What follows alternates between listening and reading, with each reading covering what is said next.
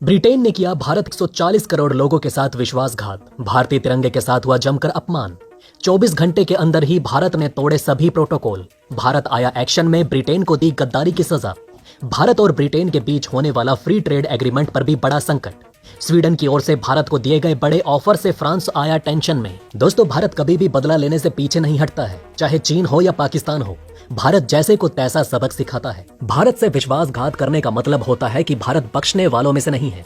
Britain Bharat के साथ जो कुछ भी किया, उसे 48 घंटे भी नहीं बीते भारत ने अपना बदला ले लिया। भारत के तिरंगे के साथ अभद्र व्यवहार करना मतलब कि भारत के 140 करोड़ लोगों के जिगर पर चोट करना। दरअसल लंदन में स्थित भारतीय हाई कमीशन पर हमला एक बड़ा मुद्दा बनता जा रहा है। भारत के अंदर खालिस्तानियों ने सब कुछ अशांत करने की जो चिंगारी लगाई थी, उस चिंगारी की लो ब्रिटेन, अमेरिका, ऑस्ट्रेलिया, कनाडा तक भी पहुंच चुकी है।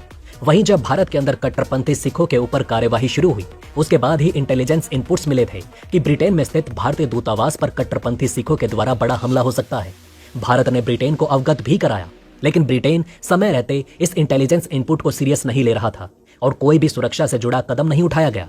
दरअसल जब भारत के अंदर कट्टरपंथी सिखों के खिलाफ एक्शन लेने की शुरुआत हुई, तभी से यह साफ हो गया कि अब दूसरे देशों में भारतीय एम्बेसी को टारगेट किया जाएगा और वहां पर भारत के राजदूत और भारत के तिरंगे के साथ छेड़खानी की जाएगी। ये खबर पूरे तरीके से ब्रिटेन को भी थी, पर ब्रिटेन तो भारत की बेइज्जती का मजा लेने का इंतजार कर रहा था। दरअसल खालिस्तानी ब्रिटेन में स्थित भारतीय दूतावास की बिल्डिंग में पहुंच गए, जहां पर उन्होंने खूब जमकर तोड़फोड़ की और लहराते भारतीय तिरंगे को भी नीचे खींच लिया। भारतीय तिरंगे का अपमान करने का मतलब है कि भारत के 140 करोड़ लोगों का अपमान करना। तो अब इसे भारत कैसे बर्दाश्त करता? इस घटना को 24 घंटे भी नहीं बीते थे कि भारत ने ब्रिटेन से उसकी गद्दारी का बदला ले लिया। ब्रिटेन को खबर थी कि कट्टरपंथी सिखों के द्वारा ब्रिटेन स्थित भारतीय हाई कमीशन पर हमला हो सकता है, लेकिन ब्रिटेन ने सुरक्षा कर्मी की तैनाती हाई कमीशन के इर्द गिर्द नहीं की। दरअसल कहा जा रहा है कि ब्रिटेन की मिलीभगत के चलते भारतीय तिरंगे के साथ अपमान हुआ है। वैसे भी ब्रिटेन कभी भी भारत के भरोसे लायक देश नहीं था और एक बार फिर से उसने दिखा दिया है। उधर भारत ने भी ब्रिटेन को मुंह तोड़ जवाब देने के लिए जैसे को तैसे पर काम शुरू कर दिया। ब्रिटेन को अंदाजा नहीं था कि उसने जो कुछ भी भारत के साथ किया, उसका खामियाजा इतनी जल्दी भुगतना पड़ेगा। अब यहाँ पर हैरानी की बात देखिए, ब्रिटेन के ऊपर आर्थिक तबाही का भी खतरा बढ़ता जा रहा है और इस आर्थिक तबाही से बचने के लिए भारत से फ्री ट्रेड एग्रीमेंट करना चाहता है।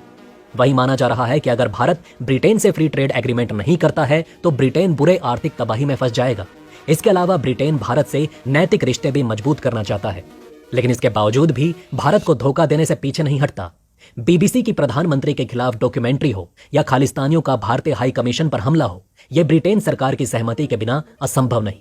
तो अब भारत ने भी ब्रिटेन के खिलाफ कूटनीतिक तरीके से बदला लेने की शुरुआत कर दी है और भारत ने बड़े ही प्यार से ब्रिटेन को उसकी गद्दारी की सजा ब्याज सहित वापस लौटा दी है।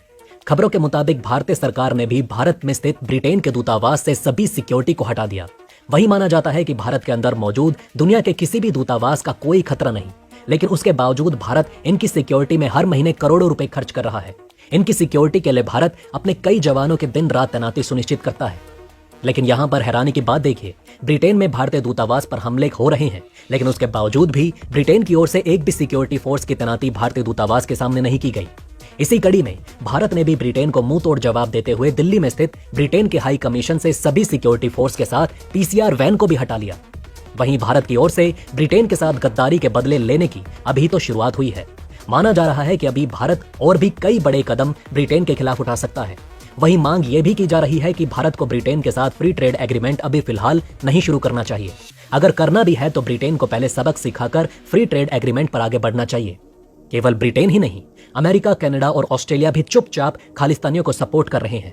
लेकिन यहाँ पर हैरानी की बात तो यह है कि वो अमेरिका जो अपनी खुफिया एजेंसी पर पूरी दुनिया के सामने इतराता है और पूरी दुनिया के सामने दावे करता है कि वो किसी भी सीक्रेट जानकारी में सेंध लगा सकता है, लेकिन खालिस्तानियों के खिलाफ कोई भी एक्शन नहीं ले रहा, जो कहीं ना कहीं दिखाता है कि ये देश भी भारत के साथ गद्दारी करने की शुरुआत कर चुके हैं।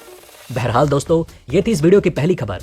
अब आइए आपको भारतीय वायुसेना से जुड़ी एक महत्वपूर्ण खबर के बारे में बताते हैं। जब से इस खबर का खुलासा हुआ है, तब से फ्रांस टेंशन में आ चुका है। दोस्तों, पाकिस्तान और चीन को मुंह तोड़ जवाब देने के लिए मौजूदा वक्त में भारत को एमआरएफ टेंडर के जरिए जल्द से जल्द 114 लड़ाकू विमानों की जरूरत है। भारत एशिया में उपस्थित इकलौता ऐसा देश है जिसके दो छोर पर दुश्मन बैठे हैं, जिनमें से पहला उन्माद मचाने वाला चीन और दूसरा आतंकवाद फैलाने वाला पाकिस्तान है। यानी कि भारत के लिए टू फ्रंट वॉर का खतरा हमेशा ही बना रहता है और यदि कभी ऐसी स्थिति आती है जब भारत के आगे चीन और पाकिस्तान दोनों ही इकट्ठे युद्ध का ऐलान कर दें, तो भारतीय वायुसेना का कहना है कि उनके पास कम से कम 42 स्क्वाड्रन बिल्कुल अलर्ट होनी चाहिए। यही वजह है कि भारतीय वायुसेना जल्द से जल्द MRFA टेंडर को पूरा करना चाहती है।